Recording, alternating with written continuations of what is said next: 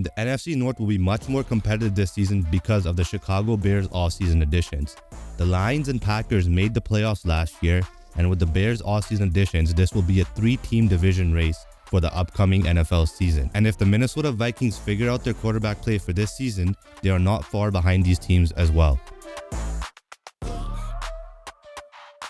The NFC North, probably the second hardest division out of the whole thing, the other one being the AFC North. Number 4 team for me. It was tough to still decide because I looked at the roster before we hit record. I went with the Vikings here. It was close between them and the Bears. I'm looking at their offense, like Aaron Jones they picked up. It depends on how healthy Justin Jefferson's going to be.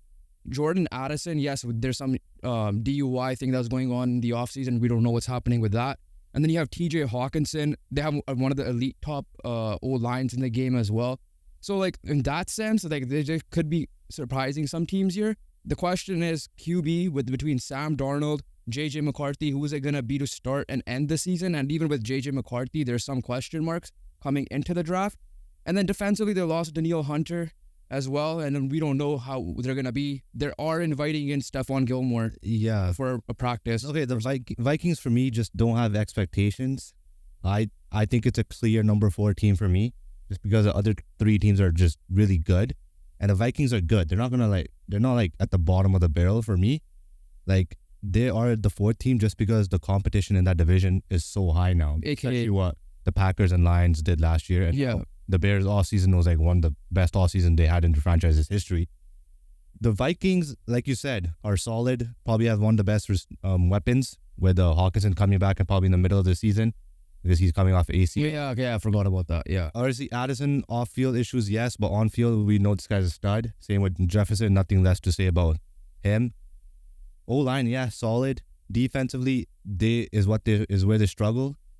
They replaced Hunter with Grenard, so basically it kind of felt like a trade with Houston, with Danielle Hunter going to Houston. Brian Flores there as well. Brian Flores did do a decent job. Defense is definitely the weakness, but overall, I just think that there's no expectations for the Vikings, and that's the best case scenario for J.J. McCarthy because all Kevin O'Connell has to do is just focus on developing J.J. McCarthy, and if he develops properly in his rookie year, the Vikings could be back to competing for the playoff spot in his sophomore season. Let me ask you this.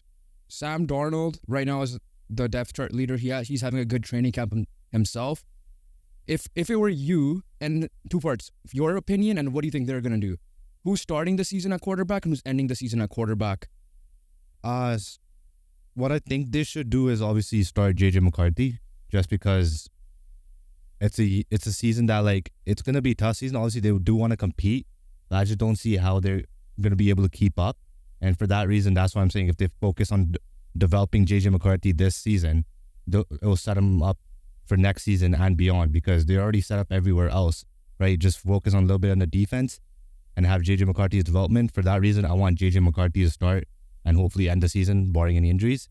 But what I think they're going to do is start Sam Darnold, and then the moment they don't feel that competitive anymore is when J.J. McCarthy will step in. They might do that Pittsburgh plan when they first brought in Kenny Pickett and they brought in Trubisky. Yeah. They had like a 4-week plan and then brought in Pickett, right? I think that's what they're going to do or something similar to that. I still think they should start Sam Darnold. I'm not going to sit here and say I'm a Sam Darnold believer all the way through, but I still think with Kevin O'Connell, he can be a decent quarterback.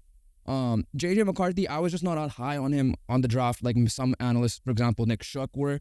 But it depends on how it goes. They decided that they traded up and got J.J. McCarthy. He has to play during the season. So I'm saying they'll start with Sam Darnold, maybe trade him at the deadline to a team that has an injured quarterback situation like what happened with Josh Dobbs last year, surprisingly enough with the Vikings. And then they will end off the season with J.J. McCarthy.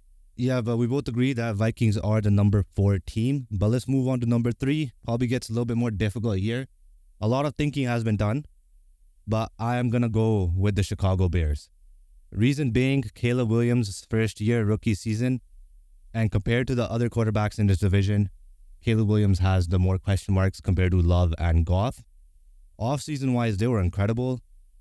They brought in Keenan Allen. They extended DJ Moore, right? They drafted Rome Odunze. Weapons-wise, they're set. They have Cole Kmet, right? And the line is okay. It's not the greatest. It's not the worst. this young, like they have Tevin Jenkins, I think should be decent, and the last year's rookie, I think it was Darnell Wright, who is hopefully he takes a step forward. Defensively, again, Montez Sweat is there. Their linebackers are amazing. TJ Edwards and Tremaine Edmonds. Jalen Johnson's re-signed, right? They have who is it? They're taking a chance on Byard again, giving him a second chance, and then they have Brisker also at safety. So defense again is good. It definitely could improve D-line wise, give Sweat some help. But overall, it's going to be a fun team to watch. I just think that defensively they're not fully there yet, and also Caleb Williams is not fully there yet, and O-line wise they're not fully there yet either. So that's why there's three. You forgot. I agree with everything you said there. You forgot DeAndre Swift and Khalil Herbert as their running back. Yeah, they added DeAndre Swift. The weapons are sick. Their weapons are sick, right? And here's the difference between, like, honestly, yeah, like, did you consider Vikings going ahead of these guys or no at all? Vikings were clear for me. That's the only thing that was clear for me in the division is Vikings being fourth. Okay, so I've come out and said in the past when the offseason was going on and they drafted Caleb Williams that this team will make the playoffs. You guys will wait for that video to come out. Still haven't decided yet. I still have heavy belief they will make the playoffs. I am with the Bears here as well because of the respect of the other two teams mainly. Caleb Williams, by the time recording this, already played his first preseason game. Looked good. Yes, preseason, I get that. There's still question marks. Who was they got in Seattle's OC? I forgot his name on the top of my head. Let's see what he does with the weapons here. Defense, the question mark here is Eberflus, right? How is he going to manage the coach? People thought he was going to be bad last year. They ended up flipping the script a little bit near the end with Tyson Badgett and then Justin Fields when he came back healthy. Defensively is what's going to help him carry him. And then for the furthest they'll go is if Caleb Williams is, like, for example, maybe not CJ Stroud level, but close to what CJ Stroud is, this team is knocking on the doors to make the playoffs. I don't think defense will carry them. Their weapons are going to carry them. I don't think their defensive unit is as strong as it once was, where it used to carry the Bears, like when Trubisky made the playoffs, right? The weapons are the most strongest, I would say, the unit. The running backs, the skill positions, the wide receiver, tight end, that's their strongest position. And I think that's what will carry them. I don't think the defense is good. Don't get me wrong, but I don't think it's enough to carry a squad if Caleb Williams is struggling. Well, along with that weapons, the defense is pretty good. And I trust Flus in terms of the defensive side of things because we've seen him in Indy to scheme out a couple of things. And they did well last year as well. And we'll see who they add either before the season or during the season. But imagine this squad with the defense they did have with Trubisky, right? When they had, what's his name, Roquan Smith and all these guys, right? Cleo Mack. I think they had Eddie Jackson, who was obviously older now. Yeah. But, like, they would have been perfectly set right now. But overall, it's not the case. I think, again, another season away. Again, it just depends on Caleb Williams. He's looking good. I believe in Caleb Williams. I just think the other two teams are better right now at this moment. They are playing the last place team, so what are the chances they make the playoffs for you? Like, if you're going to go, like, 75-25, 50-50, however it goes. Yeah, competition-wise, they should have an advantage because they were last place. So for that, I would say they should be the most improved fourth place team in any division, basically. But overall, I think it's gonna be a close race. I just don't think it's enough to overtake the other two. That's the only thing I could think of right now. It is pretty close. It's very tight, but Bears fans though, be excited because this Bears fans, this should be excited. Non-Bears fans like us, we might be tuning into some games as well. It should be a fun team. Sure. But let's move on to number 2. Who do you have in number 2? Okay, once again, I think we have the same list because there's no way that you are not putting Detroit number 1. It is Green Bay for me. And, of course, they replaced Aaron Jones with Josh Jacobs here. Young offensive staff again. Extended Jordan Love, though. So that's where it's going to come down to me. So off the bat, I'm going to ask you this. Which Jordan Love is the true Jordan Love? Last year's first half Jordan Love or the second half Jordan Love? And keep in mind, the extension makes him one of the top quarterbacks paid in the league as well. So that's the question. I think coming into this season, because at the end of the day, we got to realize it's Jordan Love's first year as a starter, right? That's what I'm saying. We can't criticize too much, but we also can't take away too much either. So he's got paid. It's falling, in my opinion, I think Jordan Love is the guy, and I think he will be able to do good things. The thing with the Packers and the reason why I have them below the Lions is because the Lions have like some good veterans as well, right, surrounding them. And with the Packers, I think they're more injury prone, right? They got rid of Aaron Jones and replaced him with Josh Jacobs, which is Aaron Jones, really good player, but is injury prone. Josh Jacobs is more healthy.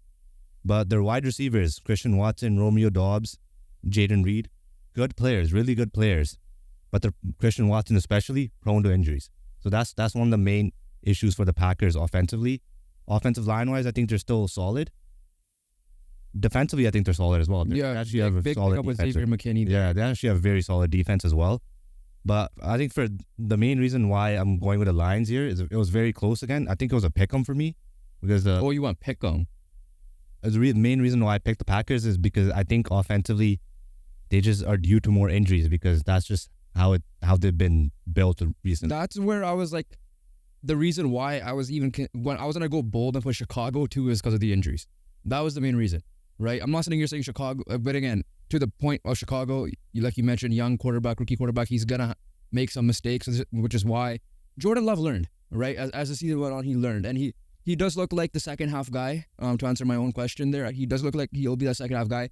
But sometimes that price tag changes people and the pressure that comes there. Green Bay is a football county, I guess. Exactly, right? Like Aaron Rodgers, Brett Favre, there's a reason why they don't go through many quarterbacks because they find a way to get solid quarterbacks. Jordan Love is one of those quarterbacks. And one main thing I want to point out, the main difference between the Bears and the Packers actually have a proper play caller in Matt LaFleur. Yeah. Right, he's way better than what the Bears have at the moment.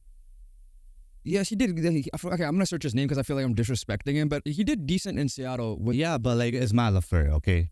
Like, it is. Matt LaFleur is better. As simple as that.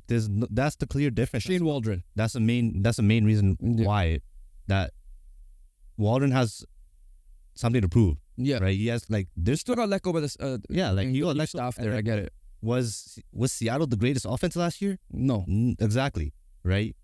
There's a reason why Caleb Williams might struggle is because of play calling and coaching. He might not be put in the best spots because of that. Whereas Jordan Love has been put in the best spots because of Matt LaFleur and has developed under him. And has also, learned the playbook because he used to sat behind Aaron Rodgers for 3 years. Yeah. Right? They're in sync. Whereas Caleb Williams and Waldron are not in sync right now. Yeah. The last thing I want to say is like that, like to your point to the defense, like Rashawn Gary, Kenny Clark, Preston Smith, these guys in the pass rush are underrated in my opinion. Quay Walker in the Way Walker in the linebacking corner, but then like you add Xavier McKinney with already Jair Alexander. Like he says, the Pack might officially be back even further this year with a run. But going to number one, it's obviously the team that took the massive jump. The Detroit Lions. Was last year a fluke? We'll find out. I don't think so. The best O-line in the game. Jared Goff has shown that like he is a top 3 quarterback in that conference, right? And then on top of that, like they're bringing back the same guys. Ben Johnson is the key, right? Ben Johnson. If Ben Johnson wasn't there, you could have. This is where probably your pick'em would have switched. Ben Johnson is coming back in sync, right? And the reason why I picked the Packers or the Bears. And then over here, Ben Johnson's been in sync with Goff. Is this the last year Ben Johnson will be the OC? Because he has to have a head coaching job. Obviously he does a good job. Year. He chose to stay, right? So money is a factor, right? But yeah, he's choosing to stay. Obviously, he's gonna get some buzz around him in the offseason. Same with I think Bobby Slowick as well because he chose to stay for the Texans. Yeah. Yeah. Again, Ben Johnson in sync with Jared Goff. They have their running back set with Jahmyr Gibbs and David Montgomery. Good duo there.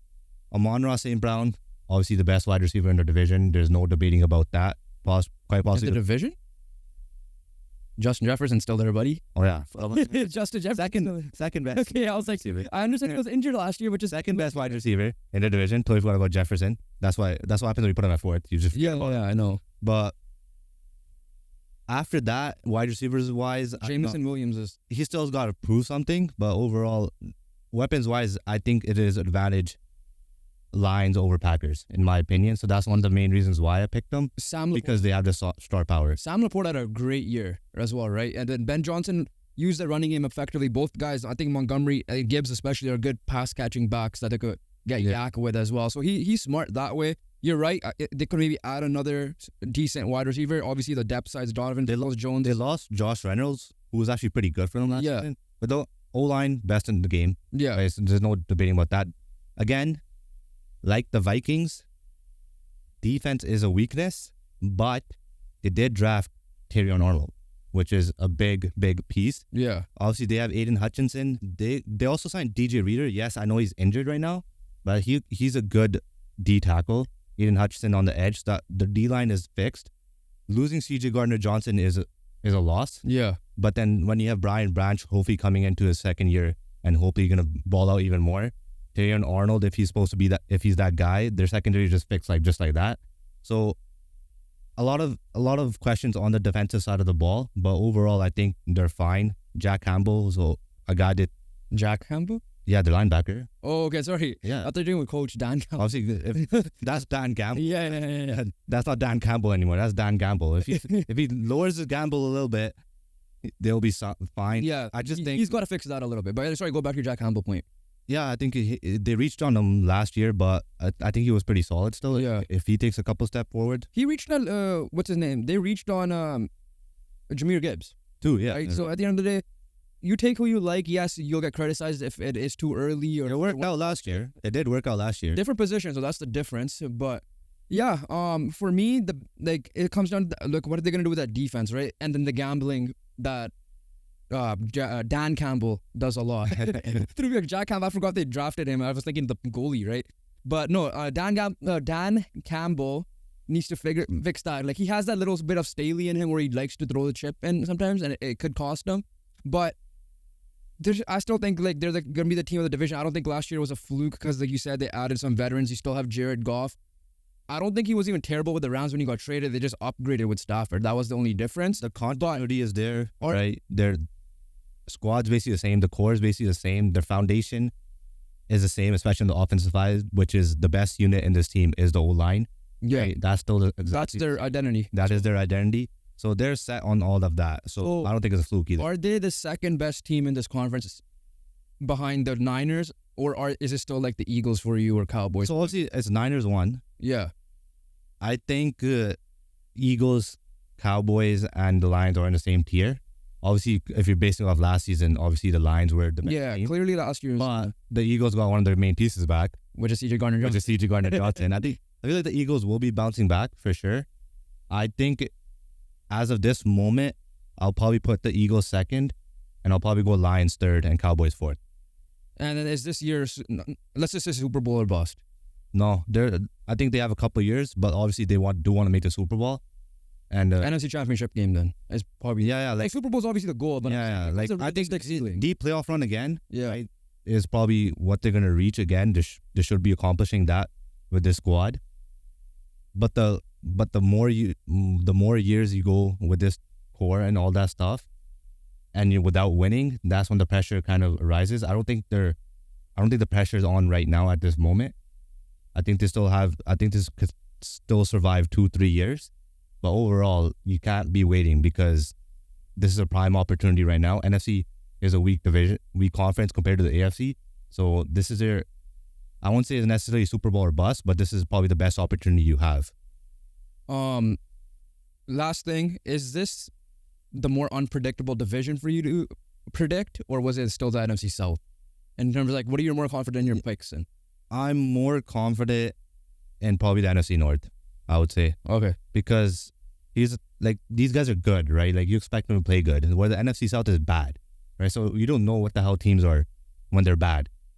So that I feel like it's easier to predict good teams than it is to predict worse teams. Yeah, that's either. I don't know what to expect with the Vikings because, like, next thing you know, Sam Darnold, let's just say he starts the year, goes off with Kevin O'Connell coaching him, and then at the same time, the Bears could be the Packers. Like, all four teams are pretty solid. Yeah. Obviously, there's three are clearly ahead of the Vikings. Yeah. But overall, that's our NFC North predictions. Comment down below if you agree or disagree with anything, and comment your predictions down below as well. Make sure you guys click the video on top of one of our heads, which is the Tanroop Mahal podcast we just dropped from Apna Hockey, and then click the Randeep one or whatever one he decides to put. Because we've done 2 other divisions. Make sure you guys hit that subscribe button, hit the post noti bell because we still got more divisions to cover and the final predictions video.